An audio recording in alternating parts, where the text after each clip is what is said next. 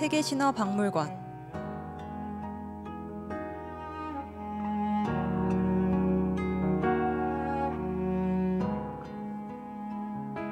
여러분은 어렸을 적 신화 이야기를 들어보신 경험이 있으신가요? 어렵기만 했던 신화 이야기를 재미있고 쉽게 풀어드립니다. 알수록 흥미롭고 궁금해지는 세계의 신화 이야기. 오늘 알아볼 신화 이야기는 많은 분께 다소 새로우실 수도 있는데요. 바로 페르세포네와 하데스 신화입니다. 그럼 신화 속으로 함께 떠나볼까요? 출발!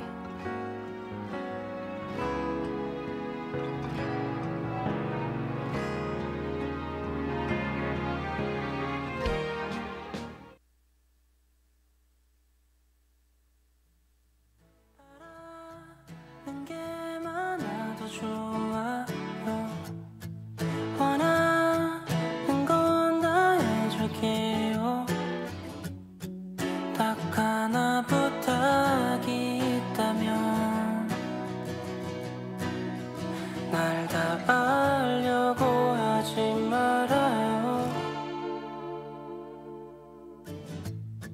그대는 내가 좋은가요? 바라만 봐도 좋은가요? 당신의 그 마음이라면 나는 그걸로 충분해요. 그대가 날 잘 몰라도 괜찮아요. 난 당신에게 이해를 바라지 않아요. 아직 난 바깥이 무서워 그냥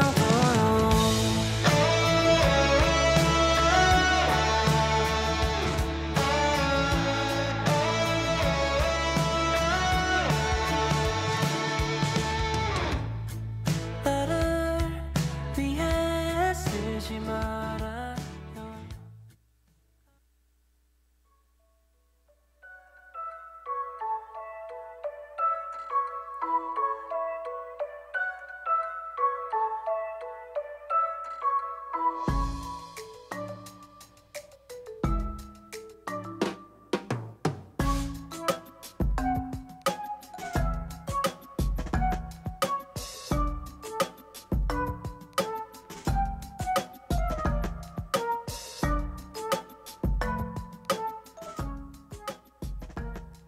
계절의 순환이 반복되며 이제는 쌀쌀한 가을을 넘어 겨울의 시작을 곧 맞이하게 되는데요.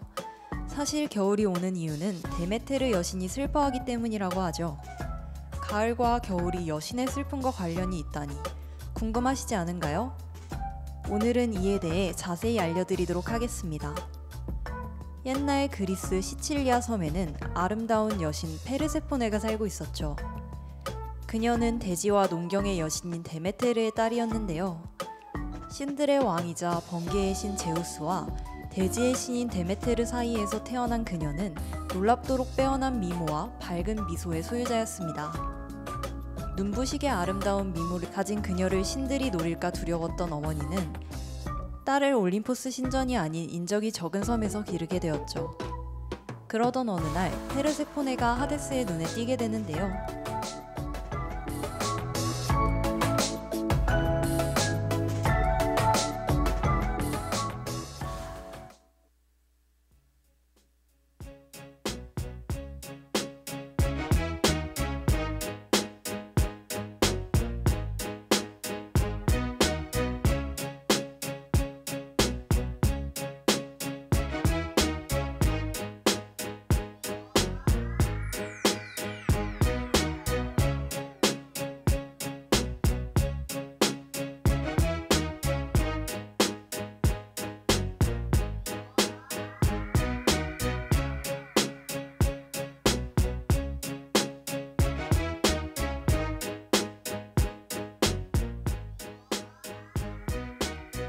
죽음과 저승세계의 왕인 하데스 신이 지상으로 올라온 날 우연히 꽃을 따고 뛰어놀던 페르세포네를 발견하게 됩니다. 그는 아름다운 미모와 밝은 미소를 지닌 페르세포네를 보고 첫눈에 그녀에게 반하게 되었는데요. 하지만 그는 그녀의 어머니인 데메테르의 허락을 받을 자신이 없었죠. 하데스는 깊은 고민 끝에 페르세포네의 아버지인 제우스를 찾아가 그녀를 아내로 맞이하고 싶다고 허락을 구하였습니다. 제우스의 허락을 받은 그는 그녀를 지하세계로 데려가기로 하는데요. 꽃을 좋아하는 페르세포네의 시선을 끌기 위해 수선화를 자라게 하여 그녀를 유인하였고 꽃에 정신이 팔려있던 그때를 노리게 되죠. 순식간에 페르세포네를 낚아챈 하데스는 그녀를 마차에 태워 지하세계의 문을 열고 그녀를 자신의 왕궁으로 끌고 가게 됩니다.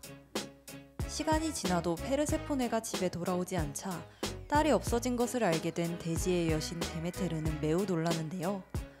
그리고 온 세상을 돌아다니며 애타게 딸을 찾아다니죠. 온갖 신들과 요정, 꽃들에게 물어보며 밤낮으로 단 한시도 자지 않은 채 찾아다니지만 그 어디에서도 딸의 흔적을 찾을 수는 없었습니다. 절망감에 빠져 시들어가는 그녀의 모습을 모두 안타깝게 바라보았죠. 그렇지만 혹시나 알려줬다가 자신들에게 저승의 신 하데스가 보복이라도 할지 두려워 아무도 쉽게 이야기를 꺼낼 수 없었습니다.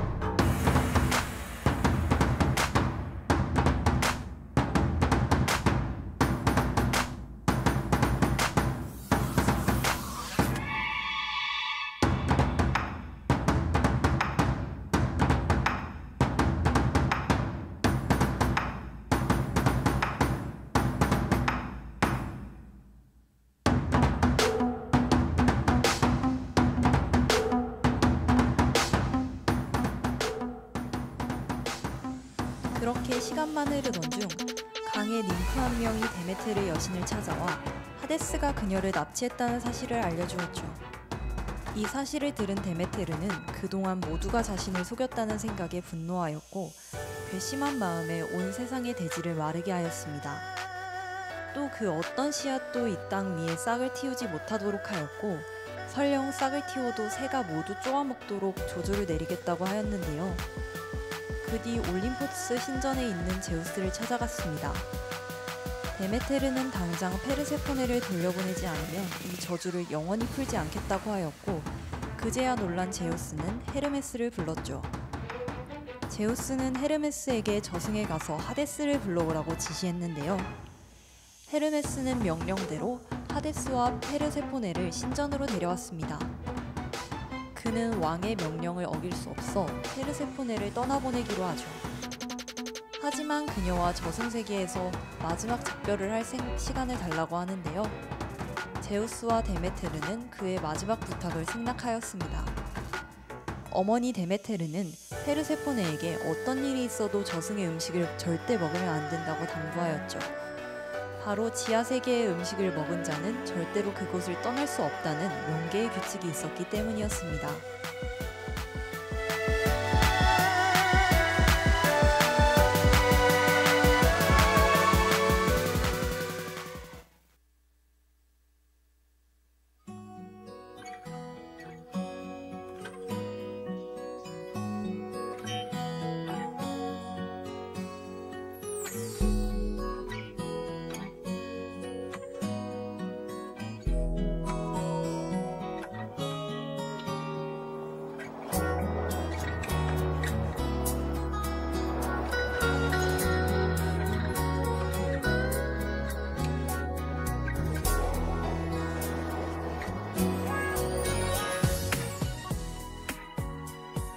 하지만 페르세포네를 이대로 보내기 싫었던 하데스는 저승세계에 도착하여 작별 인사와 함께 성류 네알을 건네게 됩니다.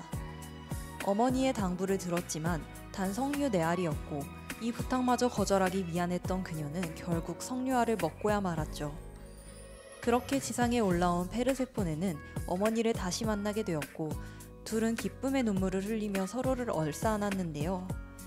데메테르는 자신의 당부대로 딸이 아무것도 먹지 않았을 것이라 생각했지만 페르세포네의 입술에 붉은 자국을 보고 굳게 됩니다.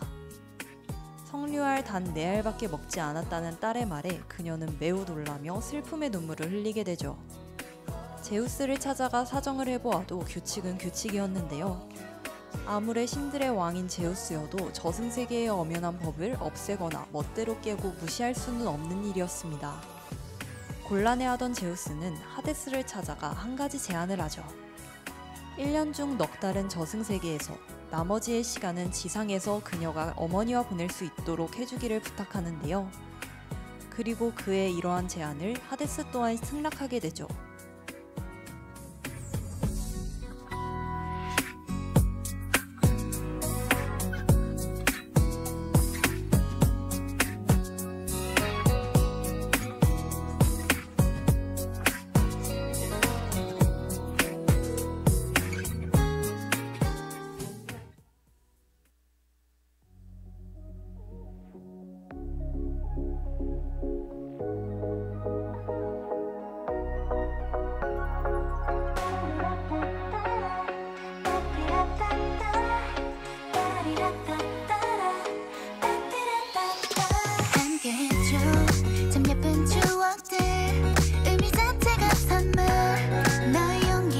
내게 말을 걸 때면 우리 서로 눈빛만 봐도 충분히 할 수 있죠. 힘겨웠던 날도 함께 아파서 행복한 순간부터 눈물의 시간까지도 모르는 게 없었던 우리 사이인걸.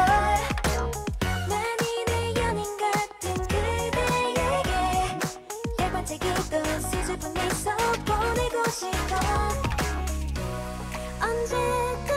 언제까지라도 괜찮아. 시간은 우리 편인걸. 세월이 지나도 영원한 지금 내일을 알잖아.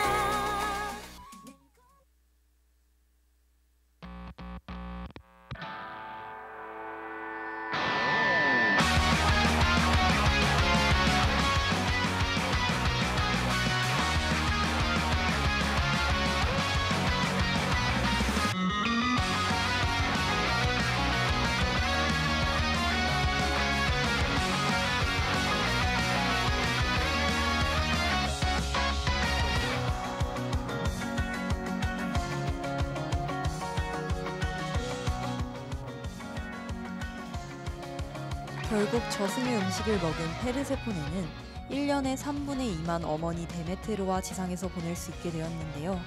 나머지 3분의 1의 기간은 지하세계에 가 여왕으로서 하데스와 함께 지내야만 하게 되었죠. 페르세포네는 어머니에게 다음 만남을 기약하며 저승으로 가게 되었고, 데메테르가 슬픔에 잠겨 이때부터 겨울이 시작되었다고 합니다. 페르세포네가 지상으로 돌아오는 날에는 데메테르가 기쁨에 넘쳐 대지가 풍요로워지고 생명이 살아나는 봄이 시작되었는데요. 반대로 그녀가 지하세계로 돌아갈 때쯤엔 데메테르가 다시 슬픔에 빠져 대지가 얼어붙고 춥디 추운 겨울로 변하였다고 하죠.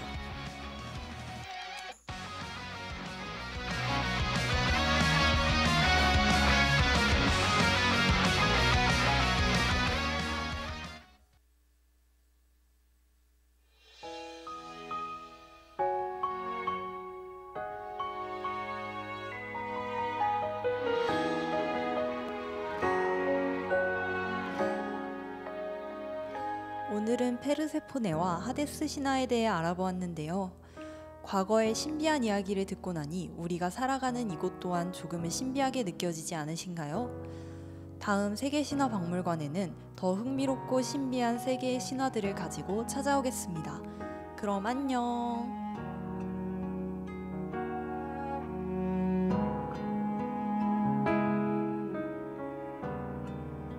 세계신화박물관을 마칩니다.